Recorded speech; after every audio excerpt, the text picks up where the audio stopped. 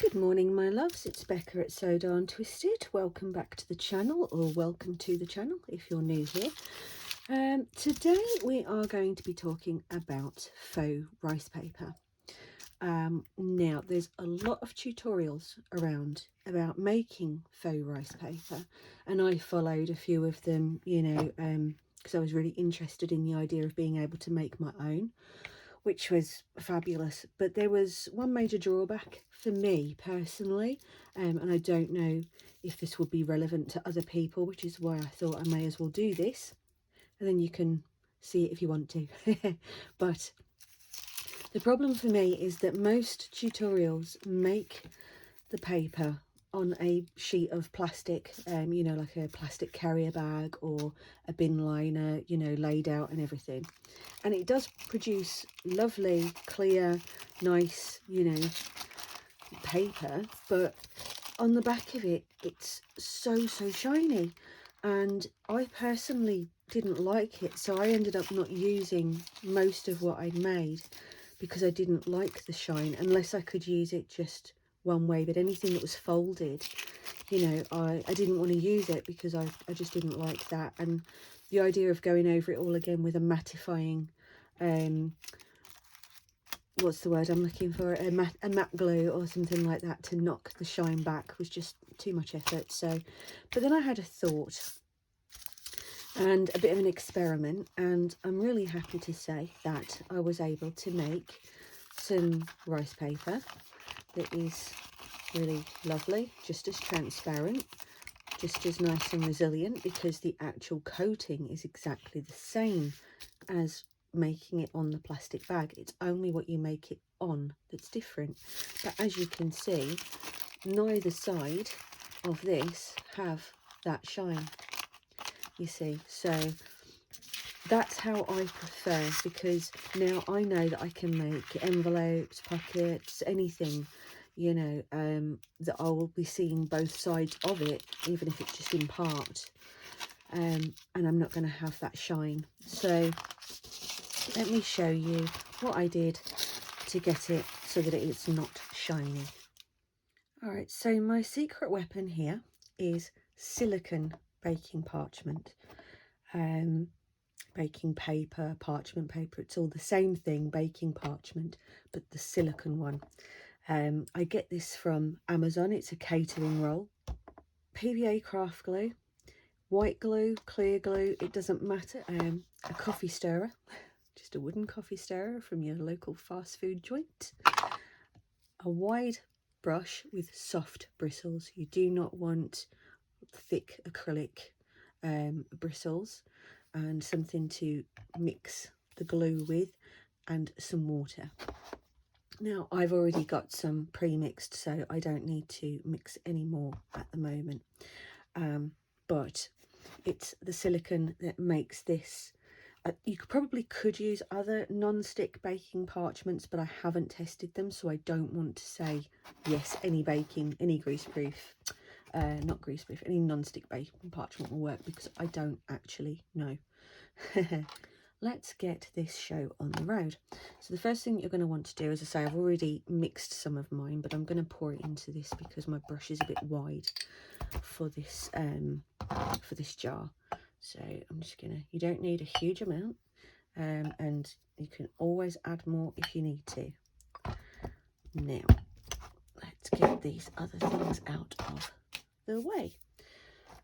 So you can reuse the sheets of the paper, so I'm just going to reuse this sheet that I have here. It's perfectly fine still, very crackly, I do apologise. And I've got these new pieces here. Oh, actually no, you know what I'm going to do, I'm going to use this one that I've got left over, because I don't need a massive amount, just to show you how it works. What you'll need to do is make sure that you remove any of the white sheets on the back of your napkins first. Some are 2-ply, like this was, where it was just this sheet and one white sheet. Others have like 2 of the white sheets.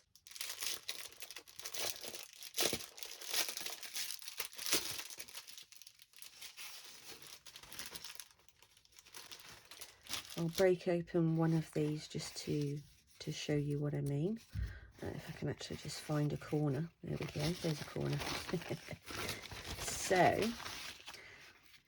it can be a little bit tricky. Sometimes damping your finger works fine, but it's these little textured dots you see that kind of give it the grip to each other. So some are more prominent than others, but basically all you're going to be doing is removing that sheet from your napkin and working with this one. You can use this one then to make your own rice paper that's just completely blank that you can stamp on and things like that. So, you know, that's always a good thing to do as well. So you're going to put it right side up, give it a little push down. Now, the trick to this, because one of the things I did notice when I was watching tutorials is people saying about how easily it tears. And yes, it can tear very easily, but there is a way to minimize that tearing, and that is to keep the surface tension to a minimum. So that means the wetter your brush, the less drag. So the less drag, the less tearing. Now, it doesn't mean it won't tear, it just means it's a lot less likely to. And the best thing to do is to start in the middle and then work your way outwards. So, and as soon as you start to feel any kind of drag on your brush, put some more of the glue mixture on, because you want to saturate it. You don't want it to just be a light coating, you know, you want a lot on there kind of thing. And when you're making your mixture, so it's 50-50 of water and your PVA glue, and if you're using other liquid to colour it, then you may just want to add an extra little bit of the PVA, but it should be alright. It just might take slightly longer to dry. And you want the texture to be thicker than milk, but not as thick as pouring cream, single cream as we call it. So yeah, you want it to be so that it's, you know, it's a bit thicker than milk as it comes off, you know, leaves a bit of a coating behind, but not a completely opaque coating like, you know, say like pouring cream kind of consistency. So you're just gonna do this. And the other beautiful thing about keeping your brush really, really wet is that it will also help reduce the scrunching texture that you can often get when your brush is a bit drier. Because as I say, I did follow about 4 different tutorials doing it on the plastic, and different ways of applying the glue, etc. And I did find that it crinkled a lot less. So I don't know if you can see here, but there's like these creases and everything, which is fine. If you want them, that's fine. Give it a good drag about the place, but if you want it to be more smooth, that one, you can see that there's quite a lot of it in there. So if you want it to be smoother, then more glue, less dragging, and you will get a smoother result for it. So we're going to make sure that it is really, really saturated. And what you can do is, once you've got it completely soaked, you can, if you live in a warm place, you can put it outside to dry. Just put it in a sunny spot to dry inside. Yesterday we had reasonably warm weather here, not something that most people would consider warm, but for us, it was almost tropical.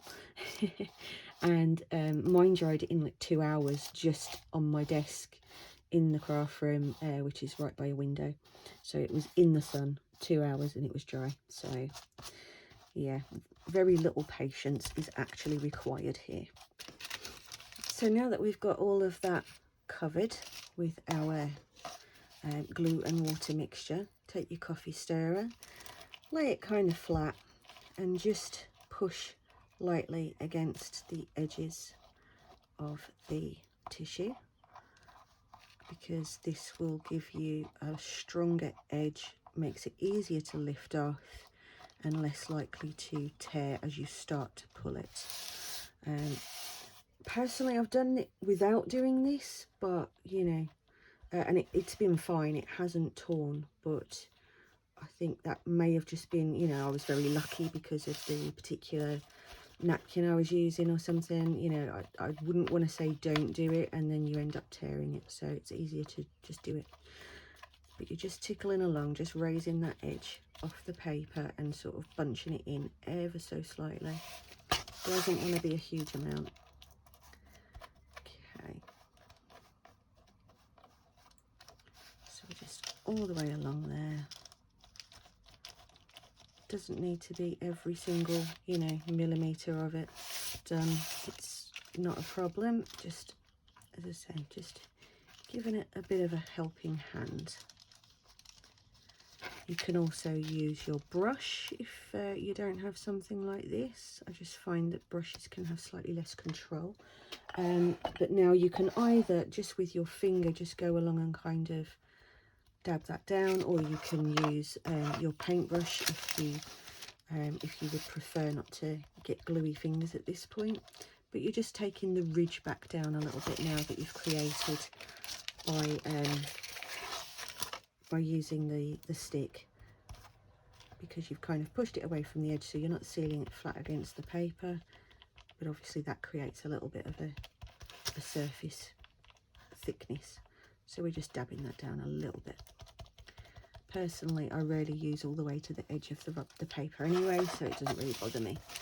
But there we go. So I'm gonna knock this light off because it's very, very dark here, as you can see, and I'm in front of a window.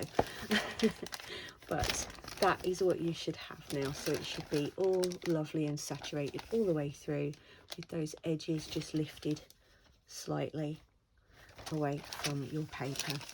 Don't worry about the fact that the edges of your paper are almost certainly lifting. That's just because some of the water and glue are obviously affecting the structure of the paper.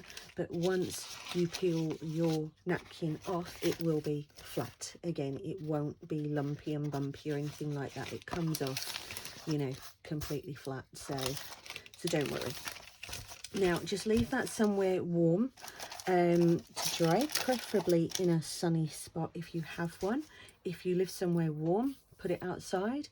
Let the let the nice warm sun and fresh air dry it for you. If you live somewhere where it's cold, then after a while, if once the top of it no longer feels tacky to the touch, flip this over and let the back dry as well, because it will speed up the process for you, and then we'll be ready to move on to the next stage. So I will see you back then.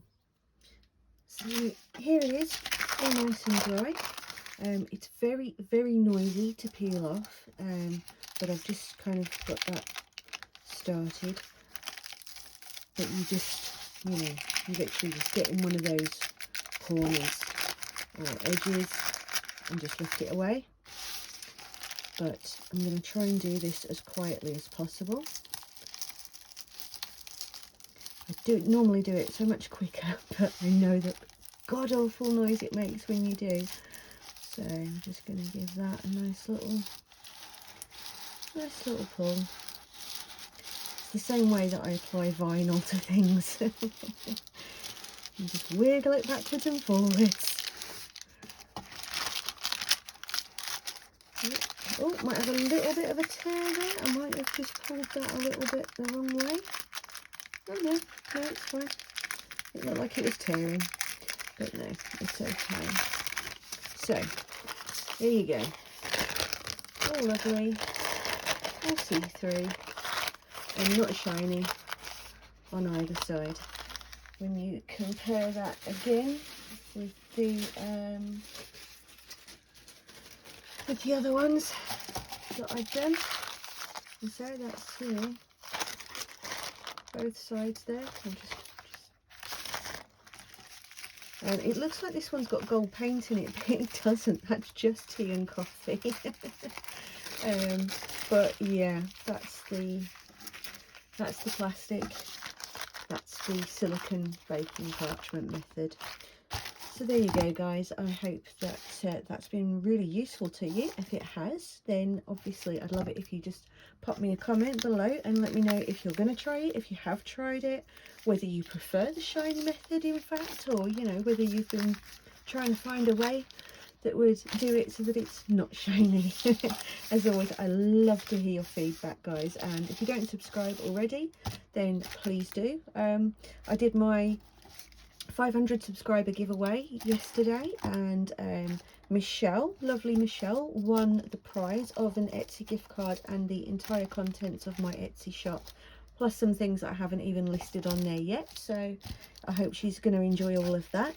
And the next one, as I say, will be at 1,000, and I'm probably going to make a journal to go along with another Etsy gift card for that one. So stick around, tell your friends, and be in with a chance of winning all of that. So take care, everybody. Happy crafting. Enjoy.